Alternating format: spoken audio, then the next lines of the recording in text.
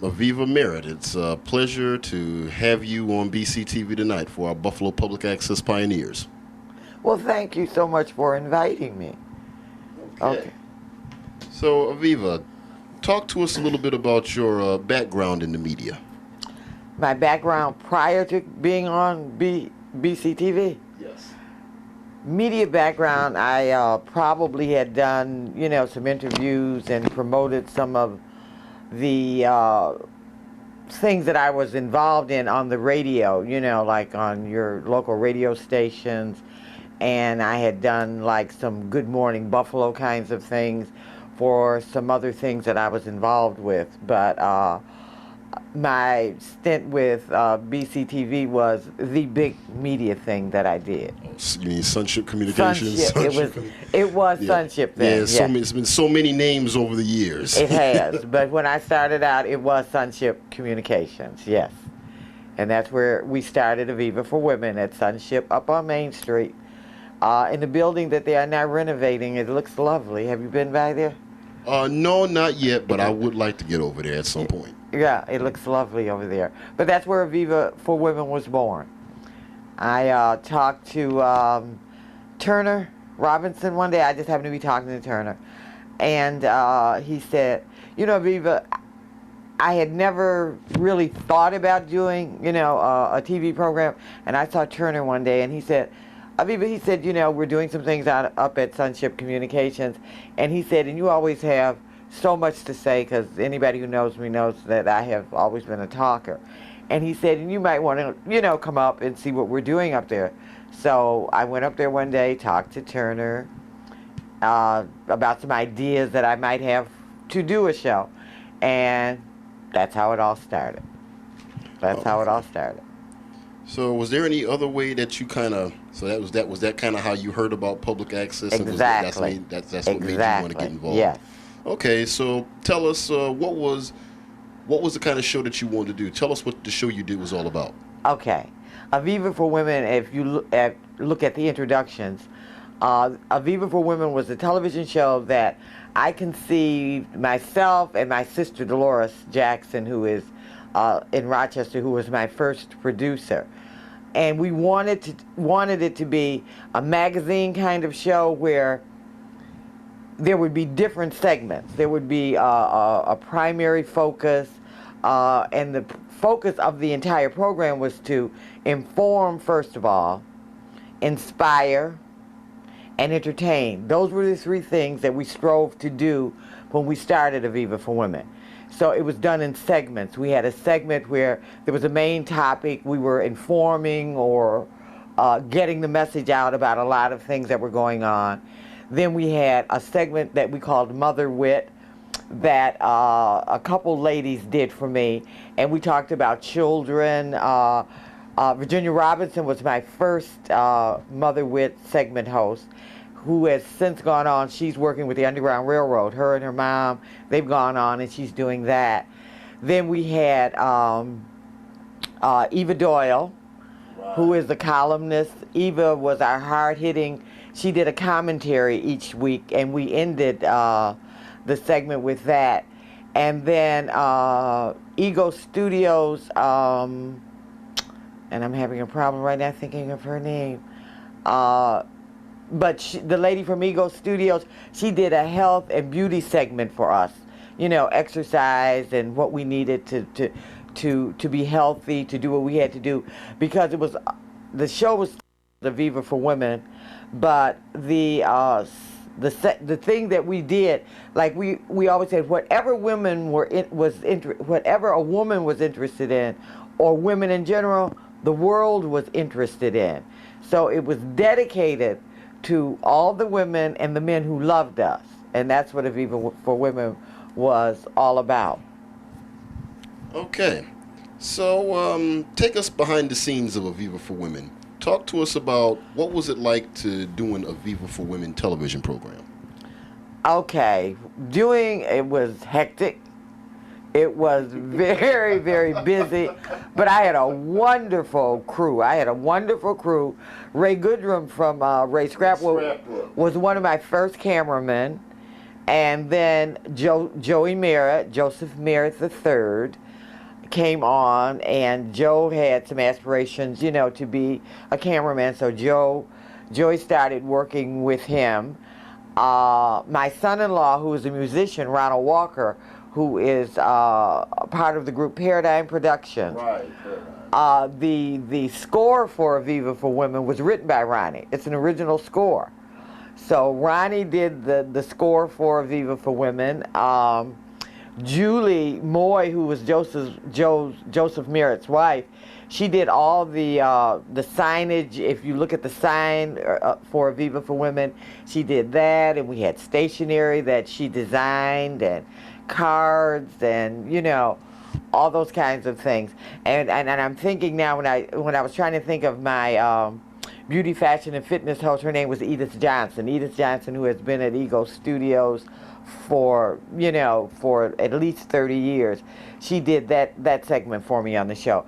And it was kind of a family affair, because my sister Dolores Jackson Radney, who lives in Rochester, she came back every week in the beginning to be my producer, and we were also producing once a month in Rochester, New York.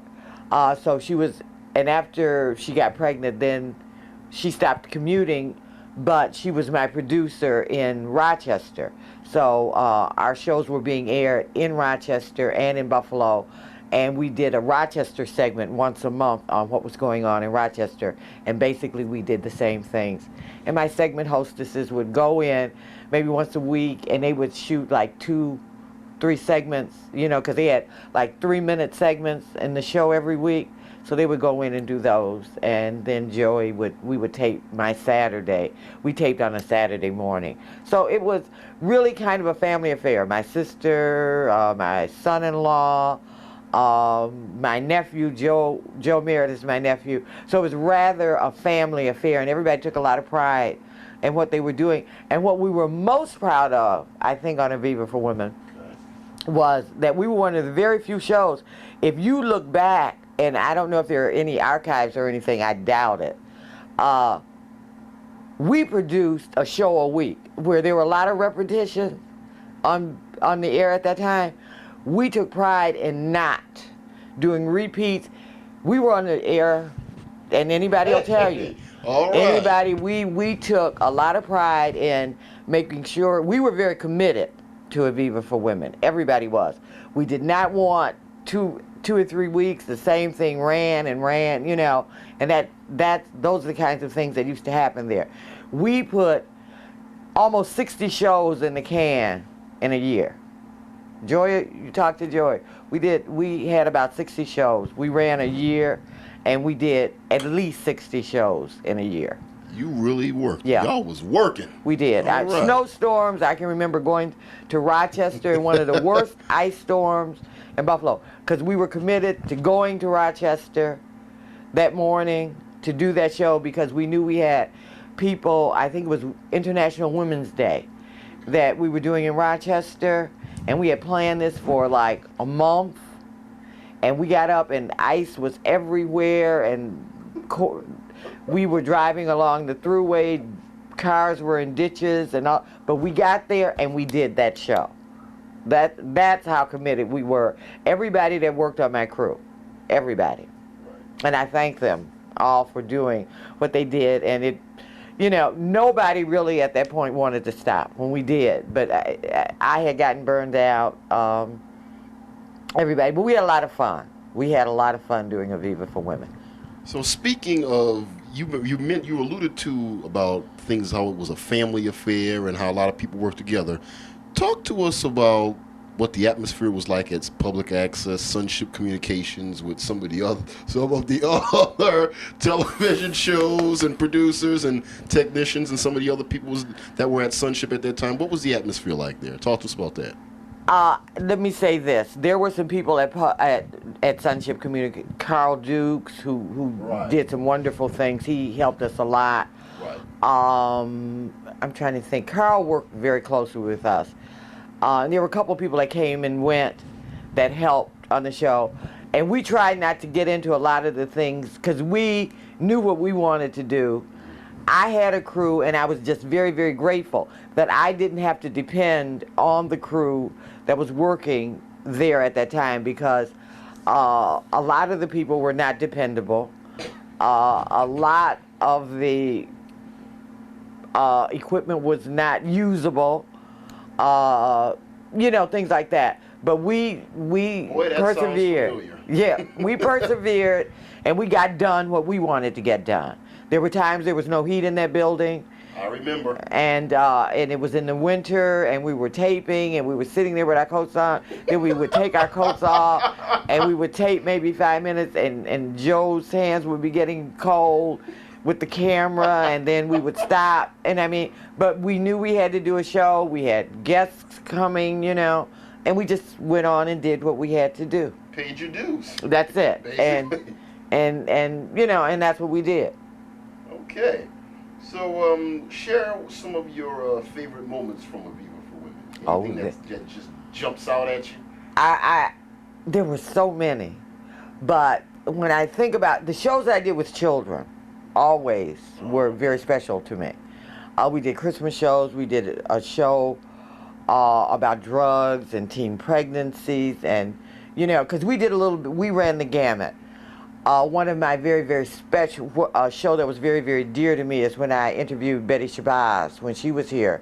Oh, really? Betty was here for Dr. Betty Shabazz was here for Women for Human Rights and Dignity's luncheon, and I interviewed her when White Girl was. You remember the movie? Yeah. Troy Byer, Tony Brown's movie? Yes, Tony Brown's movie. They did a premiere here in Buffalo. They did the premiere here, and we taped the reception, and I got a chance to talk to Tony Brown. I talked to Rick James, Charlie DeTuna, all those people. Those are just some.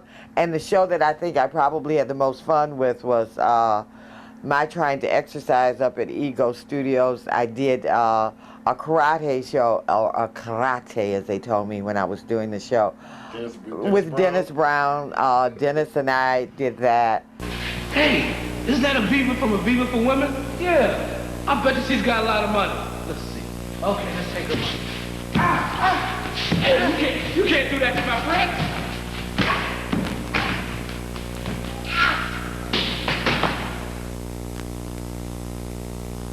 So ladies, that's what you need to do. Come down to see Sensei Brown and Sensei Hunley Fridays, right across the street from Freddy's Donut, for your 2 free lessons. Make sure nothing happens to you while you're out alone, or nothing happens to your children. Bye. We did fashion shows. We highlighted sickle cell, the United Negro College Fund. What I tried to do was let the community know exactly what was going on and things like that. But those are some of the things that we were there for the first Botillion in 1991.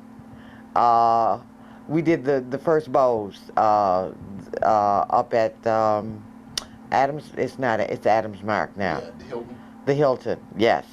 And it was such an awesome kind of thing to see our young African American men all dressed up and being presented to society. So we were there. Aviva for Women was there for the first Botillion.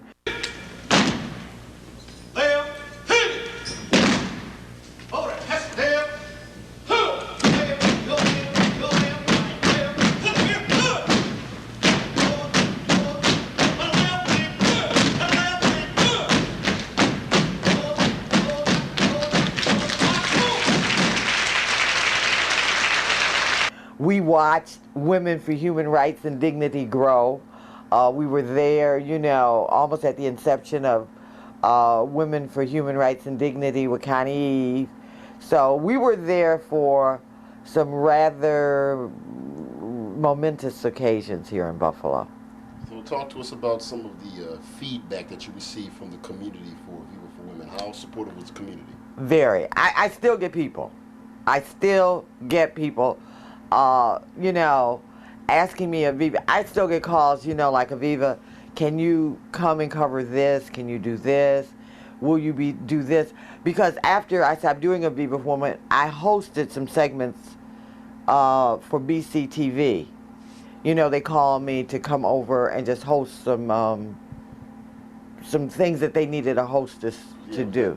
That was during Michelle B-Cam. B-Cam, yeah. Oh, yeah. When Michelle Howard was there. Okay, right. That was BCTV. They went through so many name changes. It was BCTV because Michelle was there. Okay. So I went over and I did some things for them, and they were trying to get, they were asking me, Aviva, why don't you come back and do some things? But now that I'm going to retire, I might have some time to do, some of those kinds of things again. Okay. You said you were going to retire. Yes. What is it that you've been doing for the past few years after Aviva for Women? Well, I always had a job, a real job, Well, we need more public access producers like that. Yeah, I always had a real job. I've been an insurance agent for the last 23 years. And so I am about to retire and embark on a whole new life and going to start a new career. I have not decided what the new career is going to be, but maybe getting back to doing something on public access might be one of the things that I might decide I want to do, because it takes a lot of time, and you have to have a dedicated crew. You must have a dedicated crew to do anything. If you do not have at least 3 people that you can depend on to do this, I don't see how Absolutely right. You can't do it. You are so right. You can't do it. So right. So, how long was Aviva for Women on the air exactly? It was on the air about a year. Just about a year. Because like I said, I think we did 60 shows. Okay. And so that was about a year. Okay, as public access embarks on its new era, well, I think you already answered that question. I was going to ask you, are we going to see a possible return of Aviva for Women? If I can get me a group of people together who are dedicated, and those same people are still out there. Mm-hmm. My sister, of course, has 3 young boys, so I know the Rochester connection. But then I cultivated some friends there. One of the camera people, Ilitha, in Rochester, she used to run the camera for me in Rochester. If Joe, because he was a firefighter, and if Joe couldn't get there, she would do that for me. So, there's still some people in Rochester if I decided to do that. But the only way I would do it is if I got a group of people together that I knew I could depend on. Well, you never know. We had Ray Goodrum on our show a couple months back, and highlighted his show, and he said that there were some people that wanted to try to bring his show back to public access. So you never know. Right. Yeah. So you never know. So we'll see. So, lastly, as a Buffalo public access pioneer, tell us about the importance of public access television as it goes on in the future, and your take on public access now. I don't know if you've had your eye on it after since you've left or not, but what's your views? Right. I think it's important it's important that we have something like this for people with different ideas. There's a lot of it that I look at, it just goes right over my head, or I think it doesn't make any sense. But there should be a medium where people who do have different ideas, who do have thoughts that are not in the mainstream, should be able to, get those out. And I think it's important, and I think we need something like that. Is it BCTV now? Well, right now it goes under the name of BNN, Buffalo Neighborhood Network. Okay, BNN, whatever it is. Yeah, whatever. Right, whatever it is. I think it's very important, but I think it's got to be run a whole lot differently. I mean, there are just so many things that need to happen for it to run smoothly. Too right. You are. It needs to run. Hitting the nail on the head. Exactly, because there's just too many encumbrances. And you have to know that the place is going to be open. You have to know that the place is going to be well equipped. You have to know those kinds of things. And until things are running smoothly, and I don't know who's going to run it or what, but whomever runs it must run it well in order for it to be successful, because it is important. It's very important that it happens. Aviva for Women, Aviva Merritt of Aviva for Women. I thank you for being on BCTV tonight. See, now I'm messing up the names. I thank you for being on BCTV tonight. Well, that BCTV tonight is the name of the show. We just kept the BCTV name. Oh, okay. Yeah, they got so many names for that thing. It just gets so confusing half the time. But I thank you for being on BCTV tonight on Buffalo Public Access Pioneers. You're just very welcome. And thank you for inviting me. You're welcome. Thank you. Okay.